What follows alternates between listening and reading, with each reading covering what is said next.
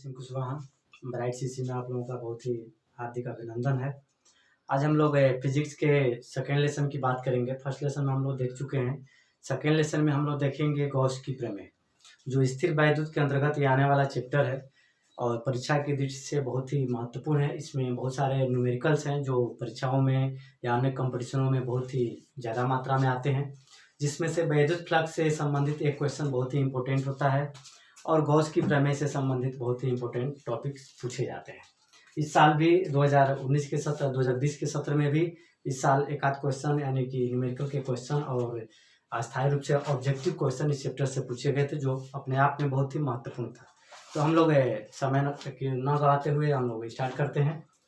सबसे पहले हम लोग देखेंगे गॉस की प्रमेय। तो गॉस वैज्ञानिक का नाम है। सबसे पहले तो ये आप समझिए, जो इसकी प्रमेय की सत्यापन हम लोग करेंगे। सबसे पहले हम लोग देखते हैं घन कोण कि घन कोण क्या है। सबसे पहले घन कोण,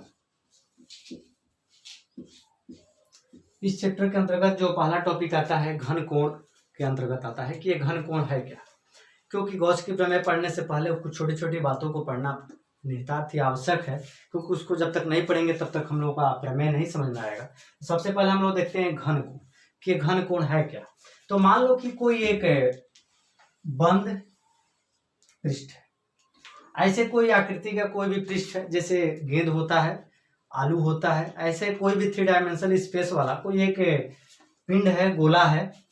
इसमें गोले के एक अंग, जैसे कोई एक पृष्ठ हो गया, गोले पर उपस्थित एक पृष्ठ हो गया। इस गोले के पृष्ठ द्वारा, इस गोले पर उपस्थित किसी पृष्ठ द्वारा गोले के केंद्र में, जैसे ये गोले का केंद्र हो गया, इस गोले के पृष्ठ द्वारा, जैसे ये पृष्ठ है, ये गोले के पृष्ठ द्वारा इसके केंद्र में जो कोण आंतरित करता है उसे हम लोग घन कोण कहते हैं। यानी गोले पर उपस्थित एक ऐसा पृष्ठ जो गोले के केंद्र पर जो कोण आंतरित करता है उसे घन कोण कहते हैं। जैसे यदि हम लोग देखें तो मान लिया जाए कि ये पृष्ठ है डी चाहे डेल्टा ए, ये बहुत ही एक सूक्ष्म पृष्ठ है। पूरा ये काल्पनिक पृष्ठ ये है और इसका छोटा सा भाग क्या है, डेल्टा ए है, और यहां से ये दूरी क्या है आपका, आर है। तो और घन कोण को हम लोग डी ओमेगा से दिखाते हैं। तो जो घन कोण की जो परिभाषा होगी डी ओमेगा बराबर डी ए या डेल्टा ए बटा आर स्क्वायर। जैसे हम लोग छोटे क्लासों में देखते हैं, जैसे कोण बराबर चाप बटा त्रिज्या, सिंपल सा फार्मूला, कोण बराबर चाप बटा त्रिज्या।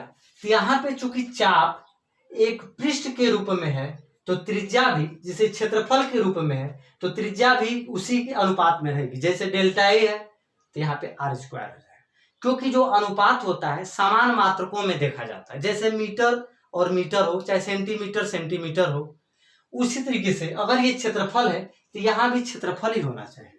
तो जो घन कोण का परिभाषा जो हम लोग का था, किसी बंद एक पृष्ठ है, पृष्ठ पर उपस्थित एक सूक्ष्म पृष्ठ के द्वारा पृष्ठ के यानी कि उस गोले के केंद्र पर आंतरिक कोण जो होता है उसे हम लोग क्या कहते हैं, घन कोण। और डी ओमेगा बराबर होता है डेल्टा ए बटा आर स्क्वायर। तो इस तरीके से हम लोग देखते हैं घन कोण के लिए डी ओमेगा बराबर डेल्टा ए बटा में आर स्क्वायर।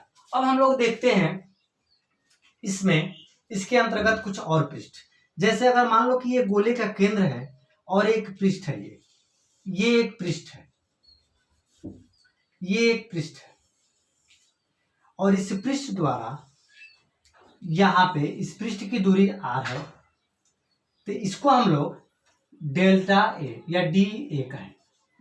इसका एक सेंटर है और ये आपका होता है डी ओमेगा, जो इसमें हम लोग अभी दर्शाए हैं।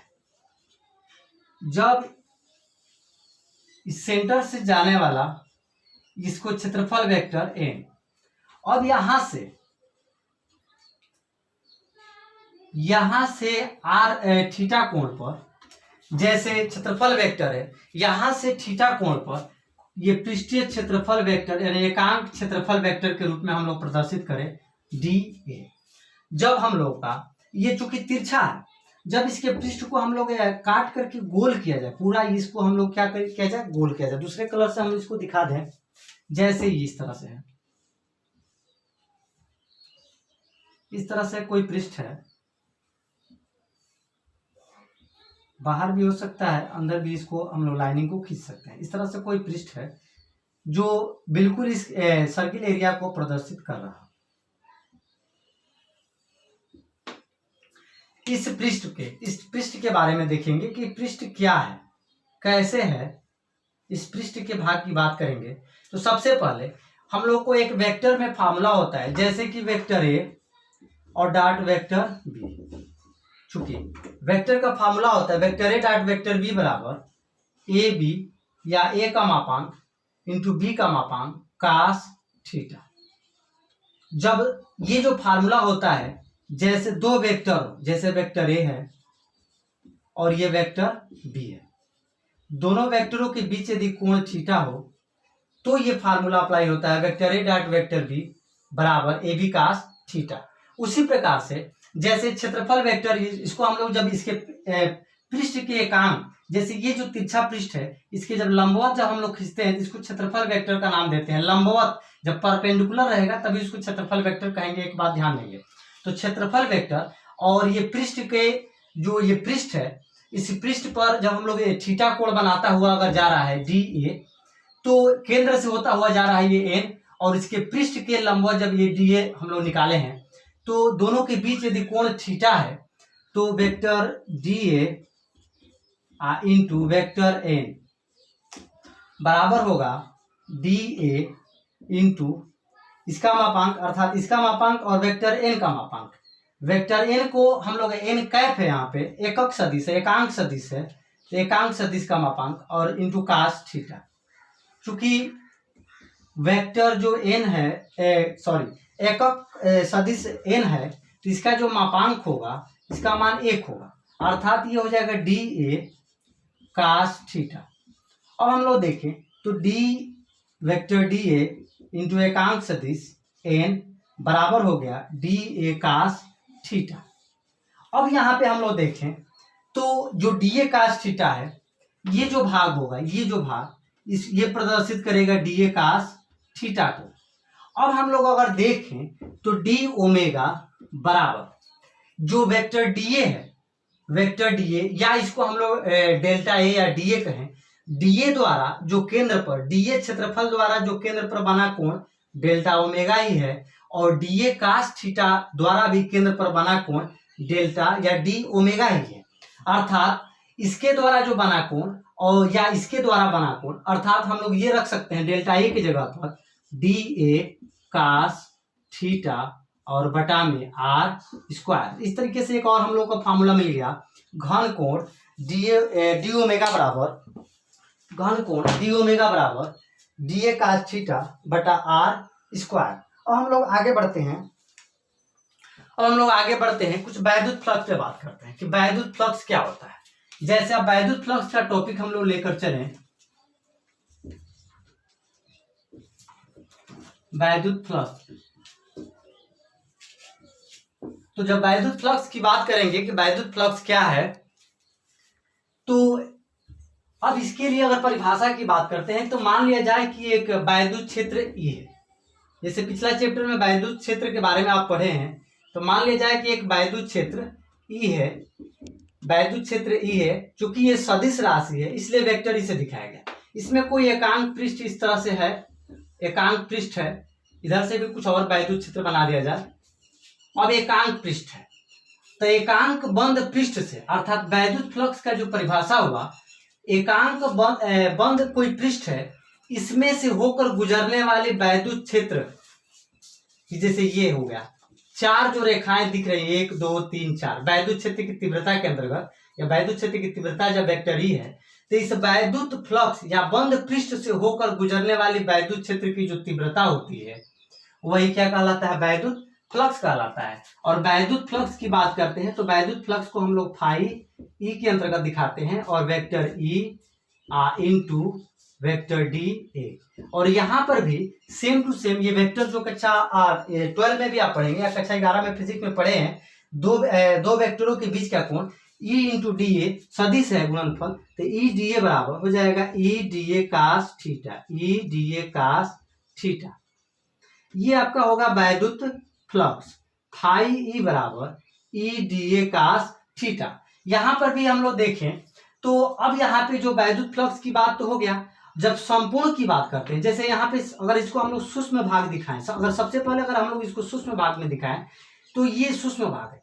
अगर ये बंद पृष्ठ का एक मान लीजिए कि बहुत बड़ा भाग है, इसका एक बंद पृष्ठ ले लिया जाए, सूक्ष्म भाग ले लें, जैसे सूक्ष्म भाग भी लेंगे तो इस क्षेत्रफल के लंबवत ही रहता है, इसे वेक्टर डी ए है, ये वेक्टर डी ए है सूक्ष्म भाग में। तो वैद्युत क्षेत्र अगर इसके अंतर्गत हम लोग देखें वैद्युत फ्लक्स, तो चूंकि सूक्ष्म भाग में से गुजरने वाला वैद्युत क्षेत्र की तीव्रता भी सूक्ष्म होगा, इसलिए वैद्युत फ्लक्स भी सूक्ष्म होगा। तो डी फाई ई बराबर ई डी ए। अब इसका जब हम लोग समाकल निकालेंगे, समाकल संपूर्ण के लिए निकाला जाता है, अर्थात जो इंटीग्रेशन हम लोग करते हैं, इंटीग्रल करते हैं संपूर्ण बंद पृष्ठ से कितना वैद्युत फ्लक्स निकल रहा है, तो जब समाकल लेने पर, जब समाकल लेंगे तो डी फाई ई इंटीग्रल, और यहां भी इंटीग्रल हो जाएगा ई वेक्टर ई और डी ए। अब इसके अंतर्गत यदि हम लोग रखें तो ई डी ए कास थीटा और यहाँ पे फाई ई।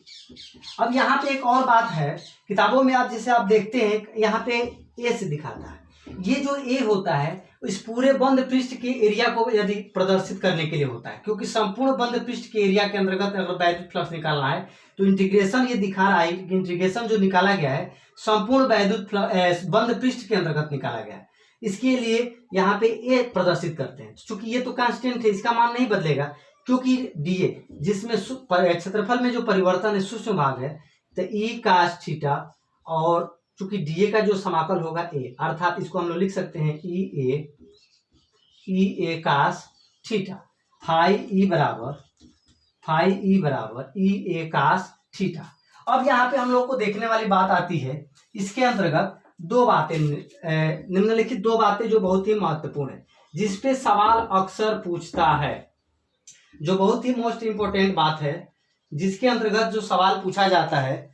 तो इसके अंतर्गत यदि सवाल पूछने की बात करते हैं हम लोग, तो जो सबसे पहले जो सवाल पूछता है, जैसे कि अगर मान लो कि ये एक समतल पृष्ठ है और वैद्युत क्षेत्र की जो तीव्रता है समतल पृष्ठ के लंबवत है,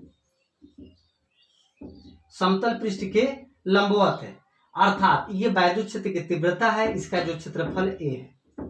अब यहाँ पे हम लोग देखें तो जो वैद्युत क्षेत्र ये ई है, तो इसके अंतर्गत फाई ई बराबर ई ए कास थीटा, कास थीटा अर्थात जो एंगल हम लोग रखते हैं वैद्युत क्षेत्र की तीव्रता और इस एकांक पृष्ठ, अगर मान लीजिए कि इसका इस समतल का एकांक पृष्ठ है, इसका जो एकांक पृष्ठ भी तो यही है, दोनों के बीच में 0 डिग्री यानी थीटा बराबर हो जाएगा 0।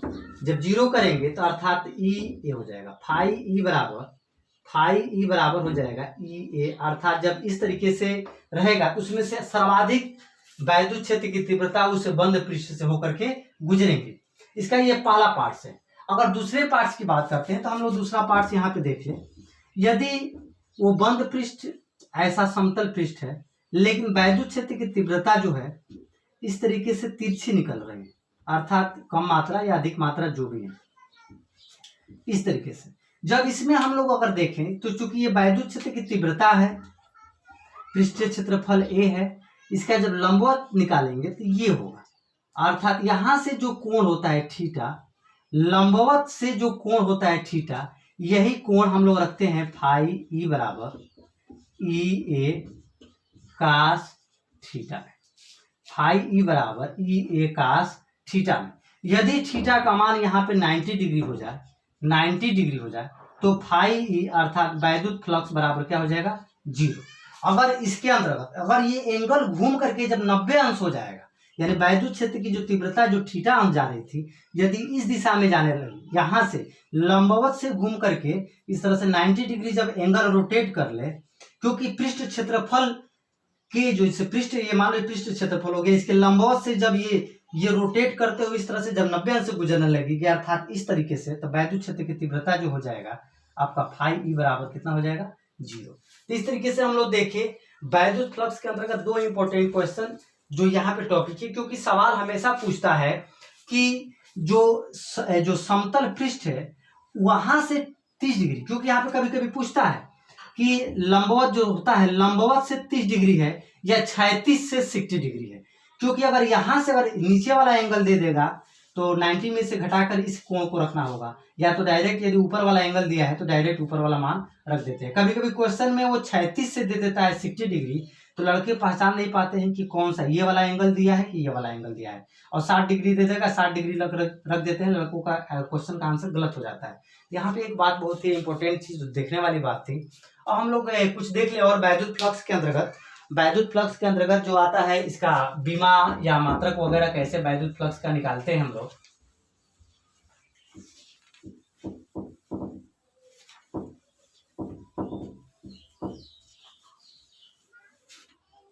वैद्युत फ्लक्स का मात्रक और बीमा की बात करेंगे कि वैद्युत फ्लक्स का मात्रक और बीमा कैसे निकाला जाएगा। तो सबसे पहले अगर हम लोग बात करें इसका मात्रक कैसे निकालेंगे, तो यहाँ पे जैसे थीटा का मान 0 है, जैसे चूंकि फाई कोई भी मात्रक जो निकाला जाता है आपको तो पता ही है, वो जो फार्मूला होता है फार्मूले के अंतर्गत उसका मात्रक हमेशा निकाला जाता है, और बीमा भी मात्रक ही होता है, बशर्ते वो बीमीय रूप में रहता है, वो अभी यूनिट ही होता है, बीमीय रूप में रहता है। तो फाई बराबर यहाँ पे वैद्युत क्षेत्र की तीव्रता, अर्थात वैद्युत क्षेत्र की तीव्रता की बात करेंगे तो न्यूटन प्रति कूलम। जैसे अगर हम लोग इसकी बात करें कि इसका मात्रक कैसे आया, तो सब मिला जुलाकर जैसे कि इससे पहले वाला जो चैप्टर था ई वैद्युत क्षेत्र की तीव्रता, वहां पे हम लोग तमाम प्रकार के क्वेश्चन पढ़ेंगे, चूंकि ई बराबर वैद्युत क्षेत्र की तीव्रता किसी आवेश पर लगाया गया बल और उस आवेश के दोनों के अनुपात को क्या कहते हैं, वैद्युत क्षेत्र की तीव्रता कहते हैं। तो ये जो बल है तो न्यूटन और आवेश है तो कूलम, अर्थात इसका मात्रक क्या है, न्यूटन प्रति कूलम। और ये चूंकि है जो ये पार्ट है ये आपका क्षेत्रफल है, तो क्षेत्रफल का तो जानते ही है मात्रक क्या होता है, मीटर स्क्वायर। अर्थात इसको मात्रक के रूप में यदि कन्वर्ट करना चाहे तो और भी कन्वर्ट कर सकते हैं, या इतना पर ही हम लोग मात्रक यदि पूछता है तो छोड़ सकते हैं कि न्यूटन मीटर स्क्वायर बटा कूलम, या इसको लिख सकते हैं न्यूटन मीटर स्क्वायर प्रति कूलम या बटा कूलम, इसको हम लोग लिख सकते हैं। अब हम लोग की बात आता है कि इसका बीमा। देखिए इंटरमीडिएट के कोई भी चैप्टर होगा उसमें फिजिक्स में सबसे एक बात महत्वपूर्ण होती है बीमा निकालना, क्योंकि बीमा आप छोटे मोटे जो राशियां हैं उनका बीमा आप याद कर सकते हैं, बड़े बड़े राशियों का बीमा याद करना मुश्किल होता है, और याद करते हैं तो अगर एक जगह एक जैसे अगर 4 बीमा दे देता है तो उसमें कंफ्यूजन हो जाता है और गलत ऑप्शन लग सकता है, या गलत आप निर्णय ले सकते हैं कि कौन सा सही होगा। इसलिए हमेशा बीमा आप निकालने की ही कोशिश करें कि बीमा कैसे निकलता है। 2 सेकेंड देर होगी लेकिन आपका क्वेश्चन गलत नहीं होगा। जैसे अगर हम लोग मात्रक की बात करें तो मात्रक तो हम लोग देख लिए कि मात्रक जो था न्यूटन मीटर स्क्वायर बटा कूलम। अब हम लोग बात करें न्यूटन की, कि न्यूटन क्या था, न्यूटन का बीमा यानी बल का बीमा है न्यूटन, तो बल का जैसे मात्रक की बात करते हैं तो ml t-2। यदि बल का भी नहीं पता हो तो यह बराबर यम ए कर सकते हैं, और यम का जो बीमा होता है जानते ही हैं कि द्रव्यमान है तो m होगा और त्वरण है तो LT माइनस क्या होगा 2 होगा, तो mlt-2। चूंकि ये दूरी है, दूरी के लिए तो जानते हैं कि बीमा में L लिखते हैं तो L स्क्वायर हो जाएगा। कूलम की बात करते हैं तो कूलम का नहीं पता होता है, क्योंकि ये तो वैज्ञानिक नाम है, एसआई मात्रक है, तो वैज्ञानिकों के नाम पर तो बीमा रखेंगे नहीं। हाँ वो किसका ये न्यूटन मात्रक है ये पता होना चाहिए, क्योंकि बल का है और बल यह बराबर यम में होता है, तो द्रव्यमान और त्वरण में अनुपात जो निकालेंगे, जो संबंध निकाल रहे हैं हम लोग, वही उसका न्यूटन अर्थात बल का बीमा हो गया। कूलम की बात करते हैं तो क्यू बराबर जैसे आई टी होता है आवेश वाला धारा वाला। अब आई चूंकि एम्पियर है, टी क्या है समय है, समय के लिए तो पता ही है कि टी होता है, अर्थात ए टी कर देंगे और फिर इसको कैलकुलेट करेंगे तो यम होगा एल पर 3 घात हो जाएगा, एल पर 2 घात और एल पर 1 घात, 1 और 1 2 3 घात हो गया, और टी पर हो जाएगा -3, और ए जब ऊपर जाएगा तो इस पर भी हो जाएगा -1। और इस तरीके से हम लोग आसान तरीके से किसी भी भौतिक राशियों का फिजिक्स में बीमा हम लोग आसानी से निकाल सकते हैं। तो मात्रक हो या बीमा हो हमेशा निकालने की कोशिश करें ताकि क्वेश्चन गलत ना हो। अब हम लोग आते हैं गॉस प्रमेय पर कि गॉस प्रमेय होता क्या है। तो सबसे पहले हम लोग बात करेंगे गॉस प्रमेय की कि गॉस प्रमेय कैसे निकाला जाए, कैसे सिद्ध किया जाए।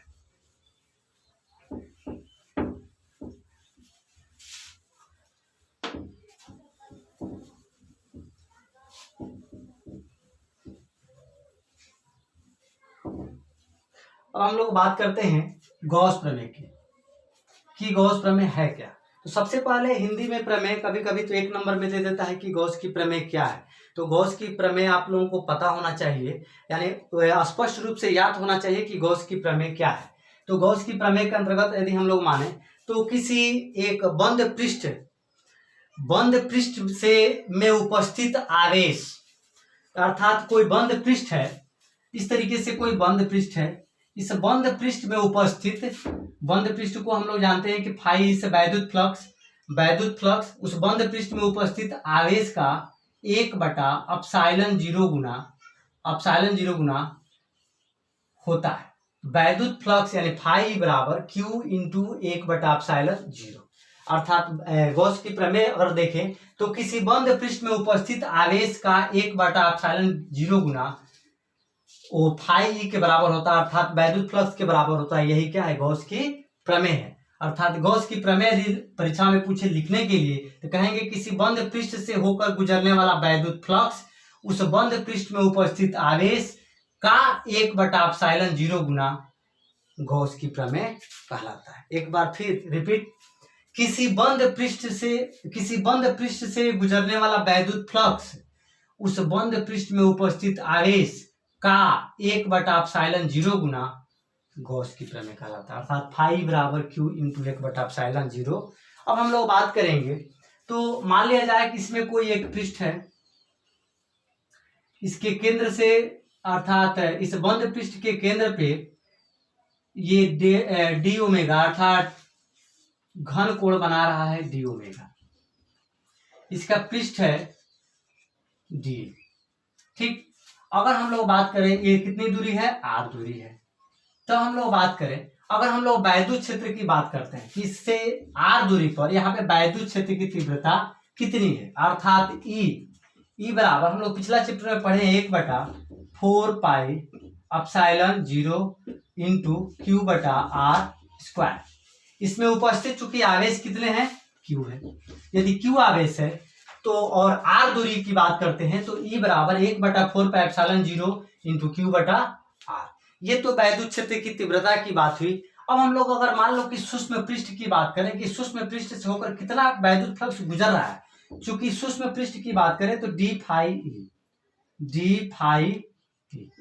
अगर हम लोग डी फाई अर्थात सूक्ष्म पृष्ठ की बात कर रहे हैं तो सूक्ष्म पृष्ठ से होकर गुजरने वाला वैद्युत फ्लक्स कितना है, इसके लिए अगर हम लोग बात करते हैं तो डी ए कास थीटा, जो हम लोग पिछला टॉपिक में देखे थे कि सूक्ष्म की बात करते हैं या फाई ई की बात करते हैं, फाई ई हम लोग रख ले तो सामान्य अर्थों में और भी आसान होगा, या डी फाई ई भी रखेंगे तो हम लोग का आसानी होगा। जब हम लोग बात कर रहे हैं डी फाई बराबर ई डी ए कास थीटा, यदि सूक्ष्म पृष्ठ है तो इसमें से होकर गुजरने वाला वैद्युत फ्लक्स भी क्या होगा, सूक्ष्म होगा। तो डी फाई बराबर ई डी ए कास थीटा। अब हम लोग को जो ई का मान है, यहाँ पे जो ई है वैद्युत क्षेत्र की तीव्रता जो है उसका ई का मान यहाँ पे रखें तो ये होगा डी फाई ई।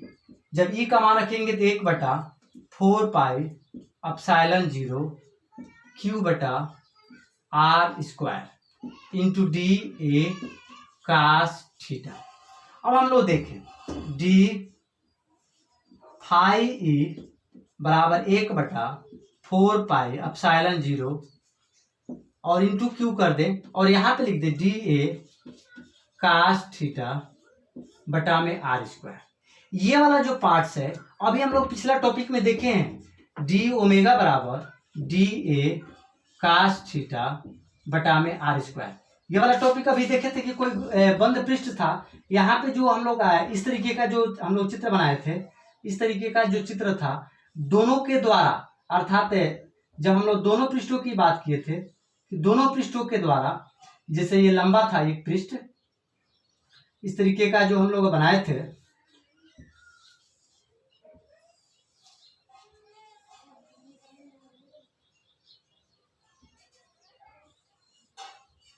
इस पृष्ठ द्वारा भी डी ओमेगा बन रहा था और इस पृष्ठ द्वारा डी ए कास थीटा द्वारा भी उतना ही घनकोण बन रहा था। अर्थात इसके जगह पर हम लोग जब डी ओमेगा रखेंगे 1/4πε0 Q इंटू हो गया डी ओमेगा। और यहाँ पे हो गया डी फाई ए। ये तो एक सूक्ष्म पृष्ठ के द्वारा हम लोग निकाल लेते हैं। जब संपूर्ण पृष्ठ की बात करेंगे तो दोनों समाकल या इंटीग्रेशन लेंगे। जब हम लोग इंटीग्रेशन लेंगे तो डी फाई ई, और यहाँ पे चूंकि जो कांस्टेंट बातें हैं 1/4 पाई एप्सिलॉन 0 क्यू इन2 हो जाएगा डी ओमेगा। चूंकि समाकल की सिस्टम जिसे होता है इंटीग्रेशन dx का x होता है। अब आप लोग फिजिक्स में कक्षा 11 में डी ओमेगा का चाहे डी डब्ल्यू का हम लोग देखे हैं डब्ल्यू। अभी जब इंटीग्रेशन जब चालू होगा तो आपको स्पष्ट होने लगेगा। इसका हो जाएगा फाई ई, यहाँ पे आपका बच रहा है q/4 पाई एप्सिलॉन 0। और ये जो पार्ट्स है डी ओमेगा एक सूक्ष्म भाग के द्वारा ये आंतरिक यानी संपूर्ण पृष्ठ द्वारा, यानी डी ओमेगा की बात करेंगे जब पूरे संपूर्ण पृष्ठ द्वारा इस केंद्र पर बना कोण की बात करेंगे तो संपूर्ण पृष्ठ द्वारा केंद्र पर बना कोण 4 पाई से 4 पाई कैंसिल, अर्थात आपका जो बचेगा फाई ई बराबर हो जाएगा q/एप्सिलॉन 0। तो इस तरीके से हम लोग का गॉस प्रमेय आसानी से, यानी कुछ स्टेप्स आपको ध्यान देना है। एक वैद्युत क्षेत्र की तीव्रता, एक वैद्युत फ्लक्स के लिए जो हम लोग फार्मूला पढ़े हैं उस फार्मूले पर ई का मान रखेंगे। उसके बाद जब जो घन कोण पढ़े उस घन कोण का मान रखेंगे, संपूर्ण समाकल निकाल लेंगे, गॉस का प्रमेय हम लोग का सॉल्व हो जाएगा। तो गॉस का प्रमेय बहुत बड़ी एक उपलब्धि होती है जो अपने आप में जानना स्पष्ट रूप से कि कहाँ पे पॉइंट है, कौन सा पॉइंट कहाँ से कैसे रख दिया जाता है। हर एक बात का एक तर्क होता है, सिस्टम होता है। उन तर्कों और सिस्टम को, तरीकों को आप समझिए तो आपको बहुत बड़ा थ्योरी भी कम लाइनों में, अर्थात 4 से 5 लाइनों में स्पष्ट रूप से आपको समझ में आ जाएगा। यदि आपको कोई भी कमेंट है तो प्लीज कमेंट करें, अर्थात कमेंट में सुझाव पूछ सकते हैं, या कोई बात आपको समझ में ना आए तो उसको भी आप लोग पूछ सकते हैं, या आपको मोबाइल नंबर हमारे व्हाट्सएप पर भी आप 7800920450 कॉल नहीं करना है, आप व्हाट्सएप नंबर है, आप इस पर आप कोई भी क्वेश्चन भेज सकते हैं। क्वेश्चन का आंसर भी आप प्राप्त कर सकते हैं व्हाट्सएप के माध्यम से। यदि आपको चैनल अच्छा लगे तो सब्सक्राइब करें, शेयर करें, और ज़्यादा से ज़्यादा जो बच्चों की आवश्यकता है उन बच्चों तक आप इनको पहुँचाएं।